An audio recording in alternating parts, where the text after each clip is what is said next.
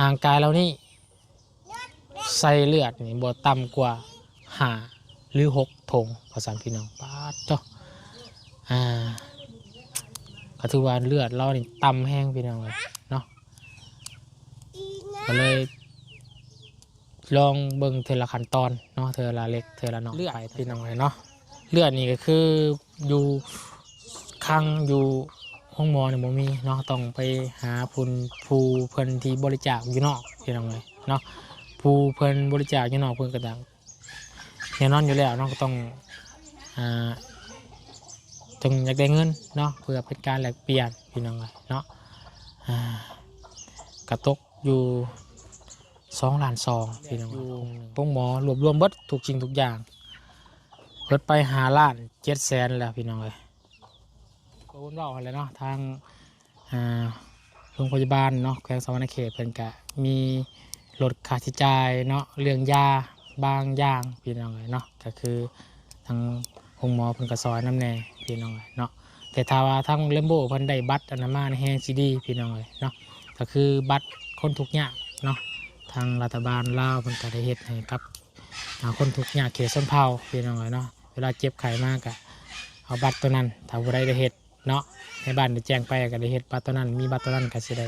ลดค่าใช้จ่ายลงไปอีกพี่น้องเนาะสวัสดีเป็นจังได๋กินข้าวกินน้ำแล้วบ่โดยกินน้ำแล้วกินเจ้ากินแล้วบ่โดยกินแล้วนี่เขาย่ายอีกนี่อ๋อง่ายไปอีกตึกนึงบ่โดยเป็นทางย่ายอยู่พี่เจ้าหน่อยเฮาไปเด้อโดยอยู่ตึกเก่าเมื่อคืนนี่เพิ่นใส่เลือดใส่หยังให้เพิ่นแล้วบ่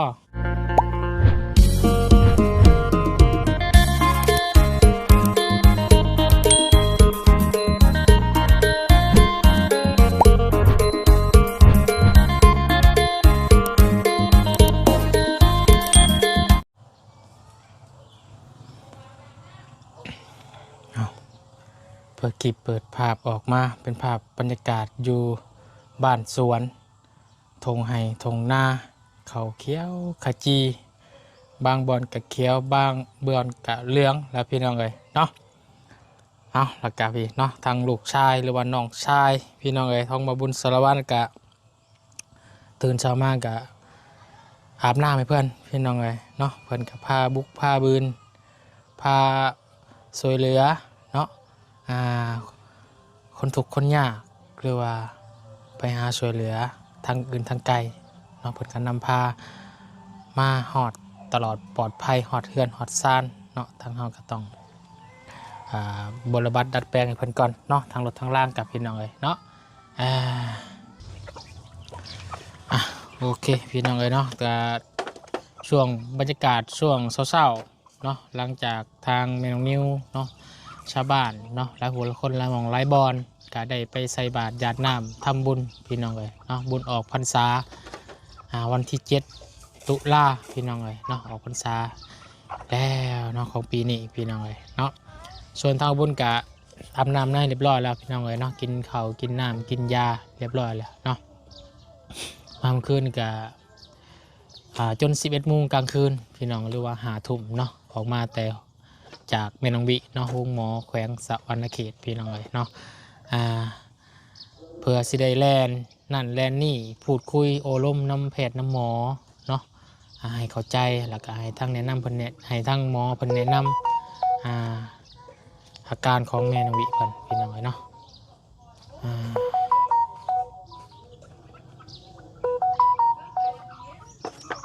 โทรมาบัดนี้แป๊บนึงเด้อพี่น้องเลยทาง FC เพิ่นก็โทรมาถามเรื่องราวพี่น้องเลยเนาะตอนนี้ก็เดี๋ยวบุญสิบอกตั้งแต่เรื่องเมื่อคืนนี่พี่น้องเนาะตอนเช้านี่เดี๋ยวบุญยังบ่ได้โทรไปถามทางบาร์เลโบเพิ่นเนาะ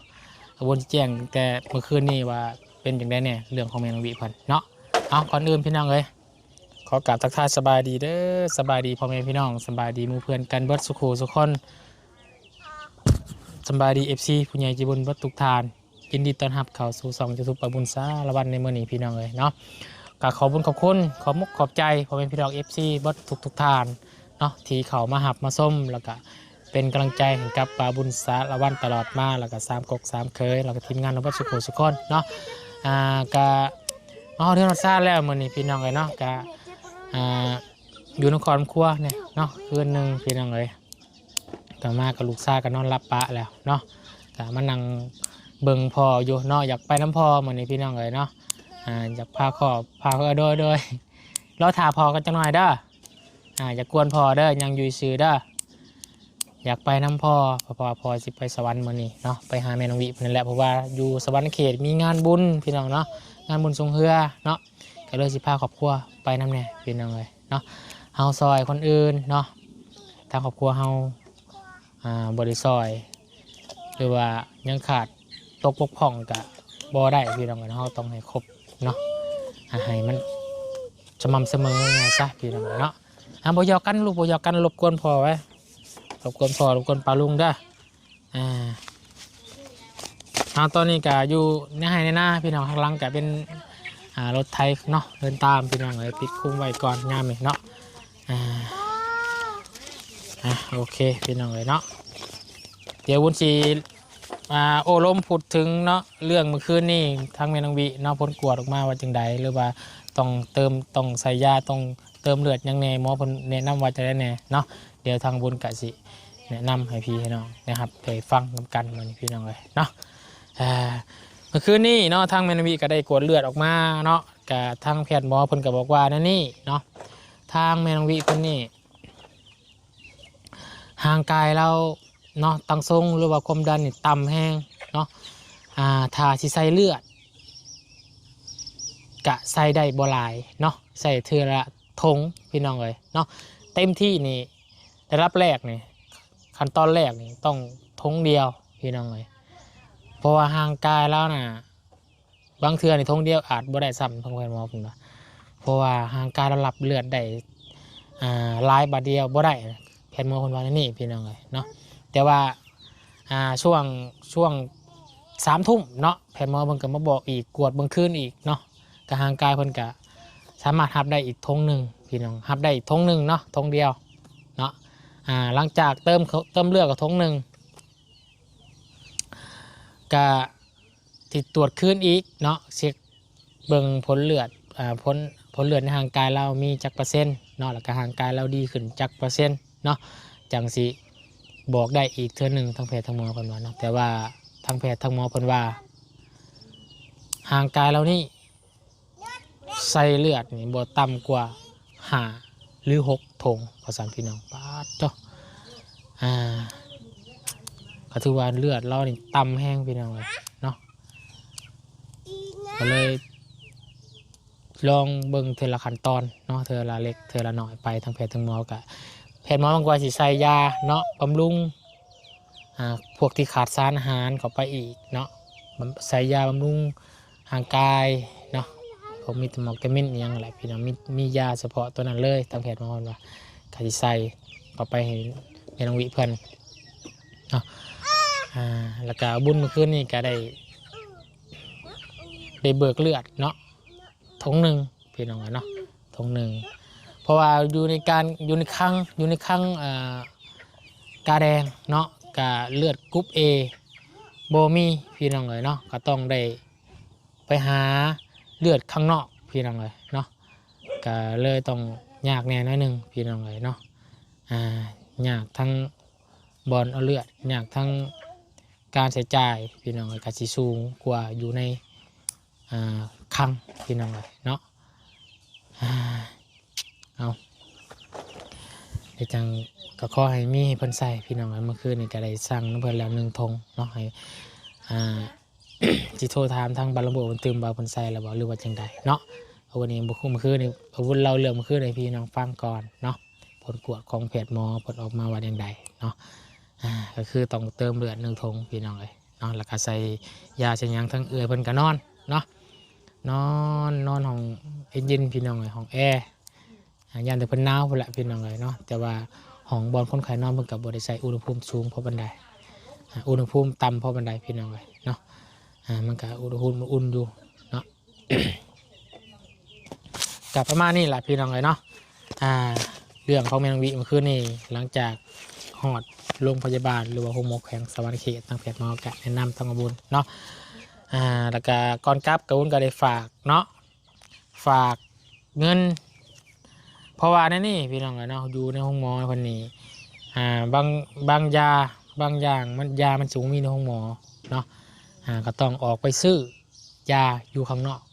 เนาะซึ่งต้องมีพี่น้องอยู่เพราะว่าทางแพทย์หมอจะเขียนบินให้แล้วก็ออกไปเอายาอยู่ทางนอกห้องหมอเนาะหรือว่าตามห้างขายยาพี่น้องแต่ว่าห้างขายยาก็อยู่แก้วงอแหละเขาเราขับฝากทาง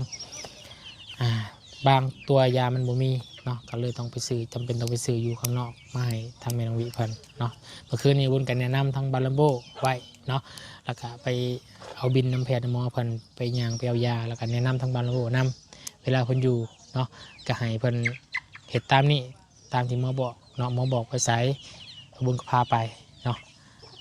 ต้องมีญาติวิ่งแลนเองได้พี่น้องเนาะเพราะว่าเวลาหมอเขียนบินมาเอายาไปเอายาก็ต้องไปห้องนั่นห้องนี้เบอร์นั่นเบอร์นี้เนาะก็ต้องให้บาลัมโบเพิ่นไปแนะนำเนาะก่อนกลับปาวุ้นก็เอาเงินไว้ให้กับแลมโบเนาะ800,000พี่น้องเลยเนาะเอาไว้ให้กับแลมโบ800,000กี่เพื่อให้ทางแลมโบเพิ่นใช้จ่ายเนาะใส่ใจค่าอยู่ค่ากินหรือว่าค่ายาเนาะค่ายาของแมนวิกันเวลาไปซื้ออยู่หานยาข้างนอกเนาะแล้วก็อยู่ค่ากินเนาะหรือว่ากินข้าวตอนเช้าตอนแรกตอนยังกะว่าพี่น้องเนาะเวลาบุญอยู่น้ำก็ให้เพิ่นมีเงินติดตรงติดไทยพี่น้องเลยเนาะทางบาลโบ แล้วก็ได้จ่ายค่ายาไปเนาะบนสีรวบรวมอีกเนาะรวบรวมมือแรกคืนแรกเนาะคืนแรกของแมนวิเพิ่นเนาะงบประมาณเบิดไปเท่าไหร่เนาะ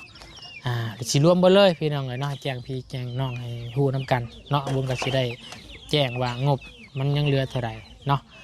สิอยู่ได้ฮอดเท่าใดเนาะได้ฮอดจักมื้อพี่น้องเลยก็ต้องเผื่อไว้พี่น้องเนาะเราต้องรายงานต้องจดไว้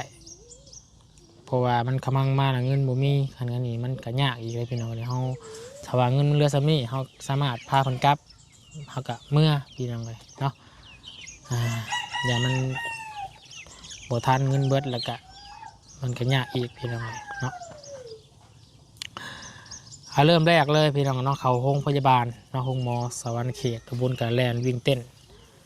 คาโนนคานี่เนาะตกอยู่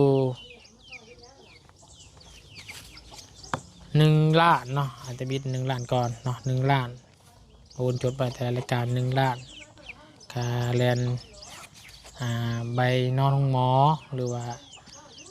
ค่าอยู่ค่ายาอย่างต่างๆพี่น้องยืนหันยืนหนีเนาะตามแต่ละห้องแต่ละซอกแต่ละมุมมันจะมีเบอร์ห้องเบอร์6เบอร์6เบอร์6เบอร์7เบอร์8เบอร์9เบอร์10นะพี่น้องมันเป็นแบบนี้เนาะก็ต้องแผนมันประจีบอกเขาเราก็ต้องเสียค่าธรรมเนียมหรือว่าเสียค่าวันค่ายาค่ายังกว่ากันไปพี่น้องเลยเนาะ1,000,000เนาะแล้วก็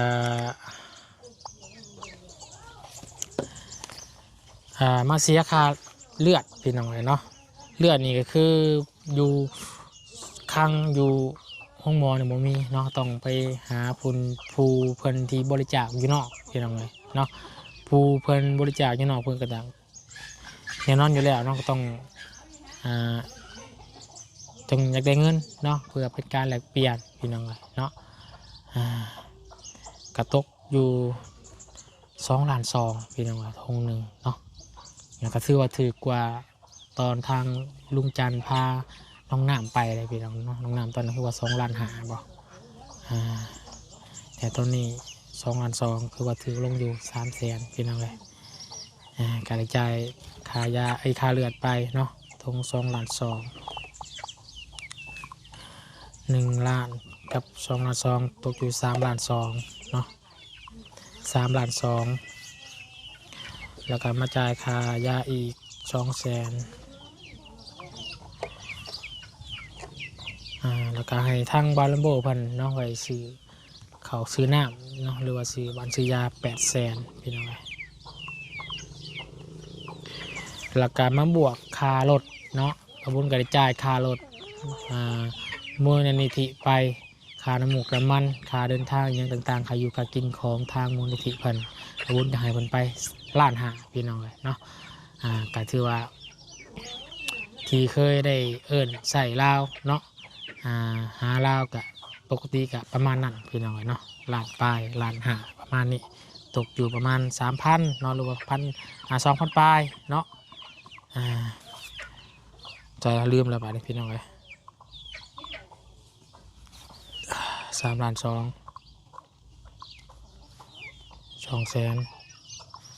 800,000 1,500,000เบิดไปเนาะคืนแร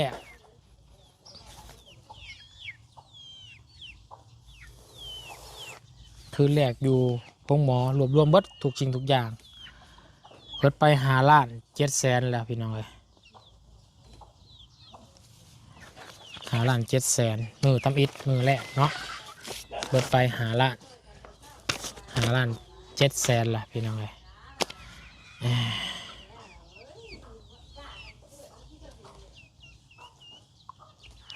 เบิดไป5,700,000แล้วเด้อพี่น้องเด้อเลือดบาดนี่ต้องเติมเลือดให้เพิ่นนี่บ่ต่ำกว่า5 ธงเนาะธงละ2,2,0,000คูณอีกใช้ไปแล้วธงหนึ่งอีก4เนาะเราเอาอีก5เนาะเพราะว่าหมอคนว่าก็บ่ต่ำกว่า5หรือ6เนาะเราเอา5ก่อนพี่น้องตกอยู่11 ล้านเนาะเฉพาะค่าเลือดก็11 ล้านแหละพี่น้องยังไม่รวมค่ายานี่ก็สิบ่ปานใดเนาะเพราะว่าทางโรงพยาบาลหรือว่าทางเพิ่นก็มีเพิ่นเชิญยังพี่น้องเนาะทางรัฐบาลเพิ่นก็ซอยเนาะทางด้านของทุกคนยากก่อนพี่น้องเนาะ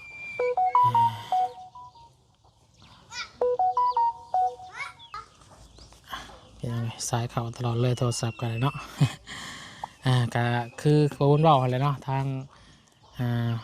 โรงพยาบาลเนาะแขวงสะวรรณเขตเพิ่นก็มีลดค่าใช้จ่ายเนาะเรื่องยาบางอย่างพี่น้องเนาะก็คือทางโรงหมอเพิ่นก็ซอยน้ำแน่พี่น้องเนาะแต่ถ้าว่าทางเลมโบเพิ่นได้บัตรอนามัยแฮงซีดีพี่น้องเนาะก็คือบัตรคนทุกข์ยากเนาะทางรัฐบาลลาวเพิ่นก็ได้เฮ็ดให้กับคนทุกข์ยากเขตชนเผ่าพี่น้องเนาะเวลาเจ็บไข้มากก็เอาบัตรตัวนั้นถ้าผู้ใดได้เฮ็ดเนาะในบ้านได้แจ้งไปก็ได้เฮ็ดบัตรตัวนั้นมีบัตรตัวนั้นก็สิได้ลดค่าใช้จ่ายลงไปอีกพี่น้องเนาะโอเคประมาณนั่นแหละพี่น้องเดี๋ยว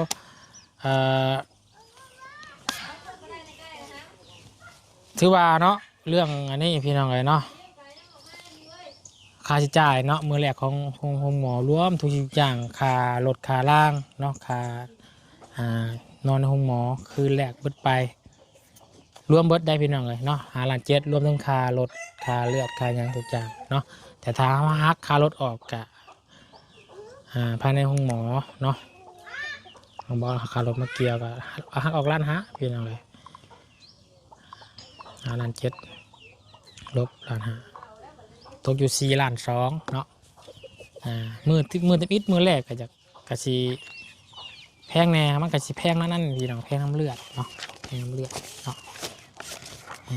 เพราะว่าอยู่ในคลังเพิ่นห้องหมอเพิ่นบ่มีพี่น้องต้องไปแลนหาเลือดข้างนอกพี่น้องเนาะ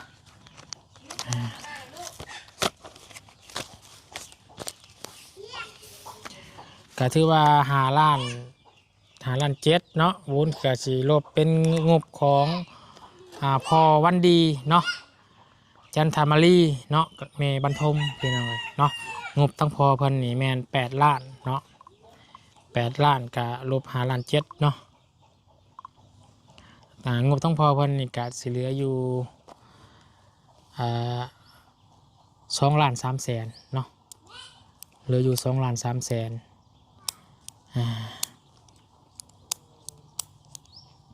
แล้วก็มาบวกใส่กับ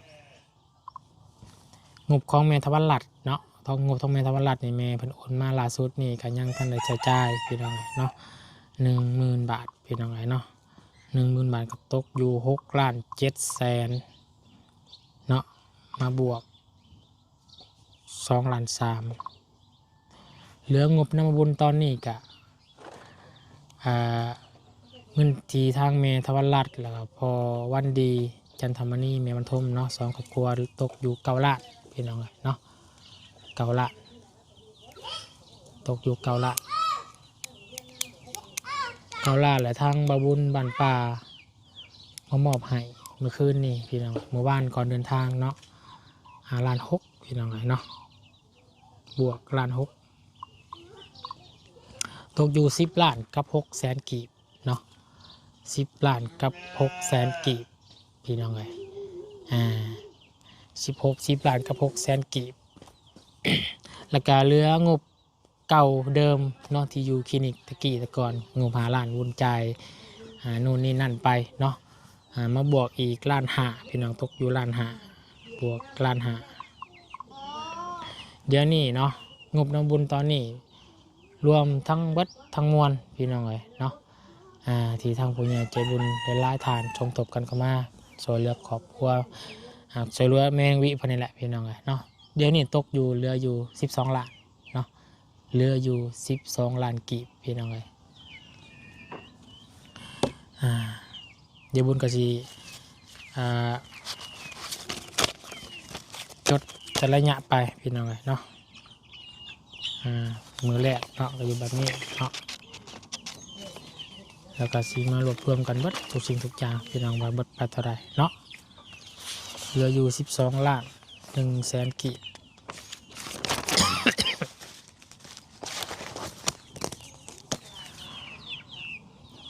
งบยัง12,100,000กูจะจดใบเพื่อลืมพี่น้องเนาะว่าเหตุกับ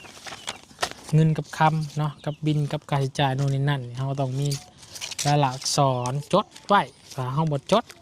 เราลืมเองได้พี่น้องเนาะบ่บุญเพราะว่าบุญเคยเป็นเซลล์เนาะเซลล์มาก่อนแล้วก็เวลาเราขายเครื่องอย่างนี้เขาก็ต้องจดมีรายละอักษรเก็บไว้เนาะเพราะว่าเขาบ่จดบ่แต้มไว้นี่ลืมได้พี่น้องเงินเขาจ่ายนั่นจ่ายนี่เขาไปเขาต้องจดเนาะถ้าเขาบ่จดนี่เงินงงนะบัดเงินหายไปใช้พี่น้องเนาะเงินหายไปใช้เงินงบจำนวนนี้หายไปใช้คือหลายแท้เป็นแบบนี้ตลอดได้วนก็เลยมีประสบการณ์ที่ผ่านมาเราต้องจดเนาะเพราะจื้อไว้แล้วเขาจดเพื่อเขาบ่ลืมพี่น้องเนาะแต่บางทีเขามองขามไปโอ้จดก็ดอกจื้อสุดท้ายมาแบบมันมีรายเวียกเหตุแต่บัดลืมไปบัดเนาะก็ถือว่าโอเคเนาะ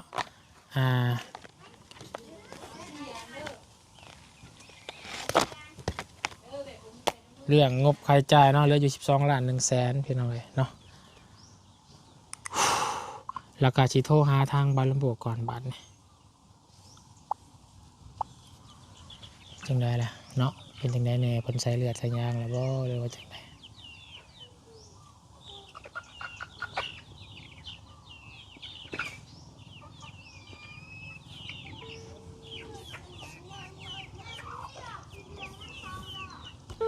วินเนอร์อาบน้ำนายเด้อไปเด้อบัดนี้เด้อ ฮัลโหล โดยบาลัมโบสบายดี สวัสดี เป็นจังได้กินข้าวกินน้ำแล้วบ่ โดยกินน้ำแล้ว กินเจ้ากินแล้วบ่ โดยกินแล้วนี่เขาย่ายอีกนี่ อ๋อง่ายไปอีกตึกหนึ่งบ่ โดยเป็นทางย่ายอยู่พี่อีก เจ้าหน่อยเข้าไปเด้อ โดยอยู่ตึกเก่าเมื่อคืนนี่เพิ่นใส่เลือดใส่หยังให้เพิ่นแล้วบ่ใช้แล้วใช้เลยใช้เลือดแล้วใช้สโลม โอ้โดยเอาเพิ่นกินข้าวแล้วแม่น้องบิดน่ะกินอยู่บ่แมนวิกินเพิ่อแล้วเขาชื่อให้เพิ่อแล้วโดยโอเคเจ้าน้อยเข้าไปเด้อกำลังแล้วเวียกทางครอบครัวแล้วกำลังสิไปเด้อโดยบอกแพทย์บอกหมอเพิ่นแน่เฮากำลังไปว่าถ้าเพิ่นถามหากันเด้อโดยเอาขอบใจเรือบาลัมโบเด้อโดย นะโอเคพี่น้องเลยเนาะกะตอนนี้เนาะอ่าเมื่อคืนนี่อยู่ในตึกฉุกเฉินเนาะอยู่ในห้องฉุกเฉินเนาะยังบ่ทันย้ายพี่น้องเติมเลือดใส่อยู่ตึกฉุกเฉินอ่าเพราะว่าต้องดูแลอย่างใกล้ชิดแล้วก็ย้ายไปอีกตึกหนึ่งเนาะอ่าเดี๋ยวจังไปเบิ่งน้ำกันอีกเทื่อนึงพี่น้องเนาะแผนว่าสิว่าจังไดต่อเนาะเอาแต่สำหรับคลิปนี้ก็จะได้ขออนุญาตจบก่อนขออนุญาตเดินทางไปหาเบิ่งเวียกตัวจริงก่อนบาดนี้พี่น้องเนาะแต่ตอนนี้ก็มาบอกพี่บอกน้องมาเลยครับเดี๋ยวหูน้ำกันเนาะมาแจ้งพี่น้องตอนเช้าๆพี่น้องเลยเพื่อให้พี่น้องบ่เป็นห่วงหลายเนาะทั้งแม่ทวราเพิ่นกาโอ้เนาะเป็นห่วงหลายพี่น้องเลยกับแม่น้องวิพันธ์นี่เนาะฉะนั้นก็แม่ก็ดูแลสุขภาพตัวเองนำเด้อบ่ต้องเป็นห่วงหลายเด้อทั้งลูกเองสิได้ดูแลทั้งแม่น้องวิเพิ่นอย่างให้ดีที่สุดพี่น้องเลยเนาะโอเคสำหรับคลิปนี้ก็จะได้ขอจบคลิปลงเพียงเท่านี้ก่อนเนาะก่อนจบคลิปนี้ทางบนเองก็ขอบุญกับคุณขอบคุณกับใจทางพอวันดีจันทมารีแล้วก็เมย์บรรทมแล้วก็เมย์ถาวันหลัดเด้ออยู่ทางประเทศเดนมาร์กเนาะก็ขอให้ทั้งพอวันดีเมย์บรรทมเนาะแล้วก็เมย์ถาวันหลัดแล้วก็ผู้ใหญ่ใจดีเนาะสองเบาเสียงพี่น้องบาวบุญบานปลาทางบ่าวลาวเนาะทางรบช่องลุงจันทร์ที่ได้รวมกันสมทบกันเข้ามาส่วนเลือกครอบครัวทางแม่นางวิพันธ์เนาะก็ขอให้ได้บุญได้กุศลเด้อทางบุญเองกันในนามสะพานบุญก็ขอขอบคุญกับคุณกับใจ